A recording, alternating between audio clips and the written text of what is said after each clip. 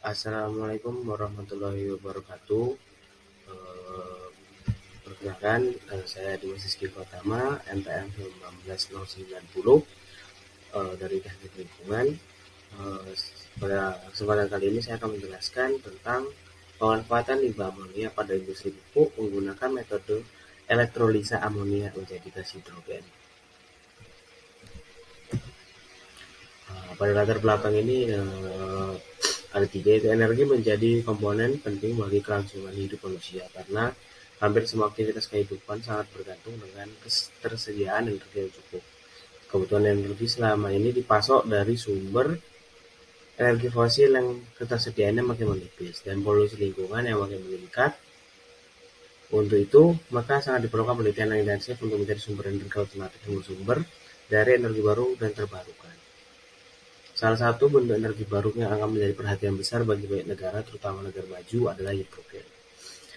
Berbagai metode produksi hidrogen telah dikembangkan. Salah satu metode yang dapat menghasilkan hidrogen dengan tingkat kemurnian tinggi adalah elektrolisis air. Salah satu pengembangan dari metode elektrolisis tersebut adalah melalui elektrolisis amonia. Nah, elektrolisis amonia itu merupakan salah satu cara alternatif untuk mengolah limbah, terutama limbah dari pabrik pupuk dan pabrik amonia.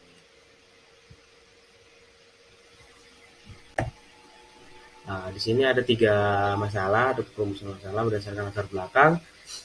Yang pertama ada bagaimana proses elektrolisa amonia dapat mengubah limbah amonia di industri pupuk menjadi gas hidrogen. Yang kedua, apakah proses elektrolisa amonia dapat meningkatkan efektivitas penurunan kadar amonia pada limbah amonia di industri pupuk.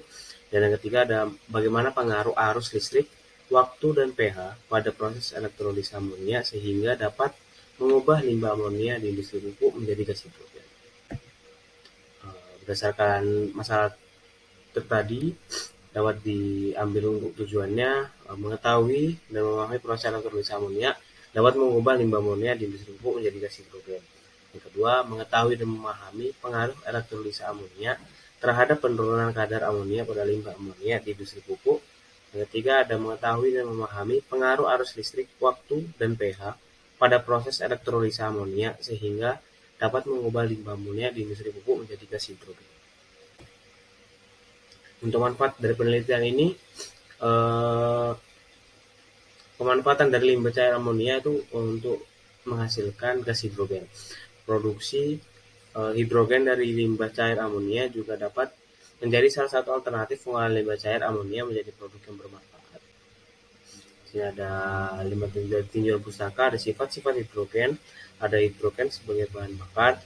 Produksi hidrogen menjadi ada dua cara, yaitu elektrolisis dan steam reforming. Dibagi lagi untuk elektrolisis, ada elektrolisis air dan ada proses elektrolisis amonia. Yang keempat ada limbah industri, dan yang kelima ada limbah amonia dan keuntungan penggunaan teknologi elektrolisis amonia. Untuk metodologi penelitiannya ada untuk elektrolisis dilakukan pada bejana. Elektroda yang digunakan berupa elektroda stainless steel yang diletakkan pada dua sisi yang berlawanan. Kedua elektroda tersebut dihubungkan dengan satu daya digital yang dilengkapi ampermeter dan voltmeter. Selanjutnya elektroda dimasukkan ke dalam larutan elektrolit dengan jarak kedua elektroda adalah 2 cm. Untuk proses elektrolisis dilakukan pada arus, waktu, dan pH yang bervariasi. Sebelum proses elektrolisis dilakukan, dianalisis kadar awal amonia pada limbah.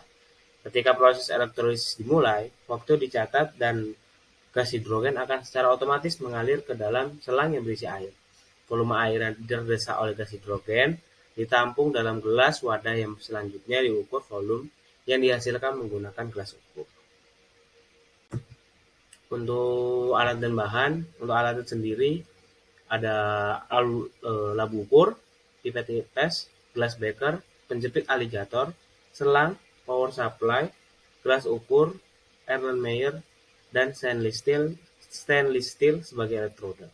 Dan untuk bahannya sendiri ada diamond water, kalium hidroksida atau KH, limbah amonia itu sendiri, amonia klorida atau NH4Cl, dan reagent Nessler. Ya, sekian dari presentasi saya.